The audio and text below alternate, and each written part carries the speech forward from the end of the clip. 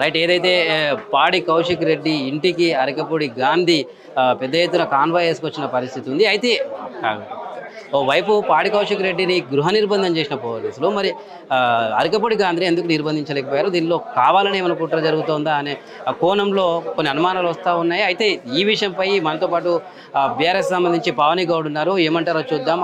ప్రస్తుతం మనము ఒకసారి అడుగుదాం. చెప్పండి పావని గారు, ఓవైపు ఏమో పాడి కౌశిక్ రెడ్డి సవాల్ విసిరారు, ఆయన ప్రతి సవాల్ విసిరారు. ఓకే, అయితే ఈ నేపథ్యంలో ఇటు కౌశిక్ రెడ్డిని గృహ నిర్బంధం చేసి ఆయన మాత్రం భారీ ఎత్తున కాన్వాయ్ వేసుకొని వచ్చిన పరిస్థితి, దీన్ని ఎలా చూస్తాం? ఇది మొత్తం ప్రీ ప్లాన్డ్ గా రేవంత్ రెడ్డి చేపించిన దాడి అని చెప్పవచ్చు. ఎందుకు చెప్తున్నామంటే పోలీసులు వైఫల్యం కూడా దీనిలో కనిపిస్తున్నది. పోలీసులు కాంగ్రెస్ ప్రభుత్వానికి తొత్తులుగా మారి వ్యవహరిస్తున్నారు. ఎందుకంటే ఇప్పుడు మనము కొండారెడ్డి పెళ్లికి పోయిన మహిళా జర్నలిస్టుల మీద దాడిని చూస్తాం, అదివరకు జర్నలిస్ట్ శంకర్ మీద దాడి చూస్తాం, తర్వాత మహిళా కమిషన్ దగ్గర బీఆర్ఎస్ మహిళా నాయకురాళ్ళ మీద దాడిని చూసినాం. ఇంకొకటి హరీష్ రావు గారు వరద బాధితుల దగ్గరికి పోతే అక్కడ కూడా దాడులు చేసిరు. అక్కడ కూడా అంటే శాంతి భద్రతలు లోపించినాయి. తెలంగాణలో ఒక ఎమ్మెల్యే ఇంటి మీదనే దాడి చేస్తే సామాన్య ప్రజలకు ఎక్కడ రక్షణ ఎక్కడున్నది? తెలంగాణలో ఇందిరమ్మ రాజ్యమని అంత పొడుగు ఇంత పొడుగు 3 రంగుల జెండా పడతానని బతుకులు మారుస్తా అని మరి ఏం బతుకులు తీసుకొచ్చిండు? ఏం రాజ్యాన్ని తీసుకొచ్చిండు? తెలంగాణలో రౌడీల రాజ్యాన్ని తీసుకొచ్చి రౌడీజాన్ని పెంచి పోషిస్తున్నాడు. తెలంగాణ బిడ్డైన నికార్సైన కౌశిక్ రెడ్డి గారి మీద దాడిని మేము తీవ్రంగా ఖండిస్తున్నాము.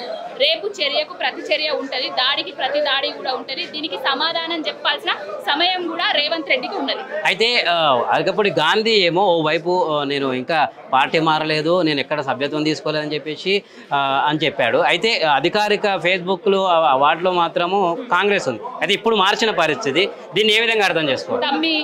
అధికారిక ఫేస్బుక్లో కానీ ట్విట్టర్ హ్యాండిల్లో కానీ ఆయన రేవంత్ రెడ్డి ఫోటో పెట్టుకున్నాడు. ఆ ఫోన్లో కూడా నేను చూపించిన అవి. ఇంకొకటి ఏంటంటే నేను పార్టీ మారలేదు అని చెప్తున్నాడు. పార్టీ మారనోనివే అయితే ఆడంగి ఎదవవు కాకపోతే రా వచ్చి పార్టీ కండవ కప్పుకో, బీఆర్ఎస్ భవన్లోకి వచ్చి ప్రెస్ మీట్ పెట్టు.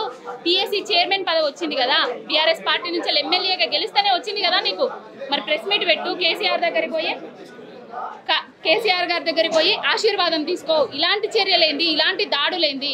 దద్దమ్మ దాడులు అని అంటారు. ఆడంగి ఎదవలే ఇలాంటి దాడులు చేస్తారు. సబ్జెక్ట్ మీద నాలెడ్జ్ లేని వాళ్ళే ఇలాంటి దాడులు చేస్తారు. అయితే ఆయన కొన్ని వ్యాఖ్యలు కూడా చేసినట్టు ఉన్నాయి. ఎందుకంటే కౌశిక్ రెడ్డి పార్టీలో చేరినాకనే పార్టీ ఇట్లా బస్సు పట్టింది, అందుకే ఓటమి కారణం కూడా ఆయన్నే అన్నట్టు కూడా వ్యాఖ్యలు చేశారు. దీనిపై మీరు ఎలా స్పందిస్తారు? ఇగో ఓటమికి కారణం కౌశిక్ రెడ్డా అదా ఇదా అని ఉండదండి.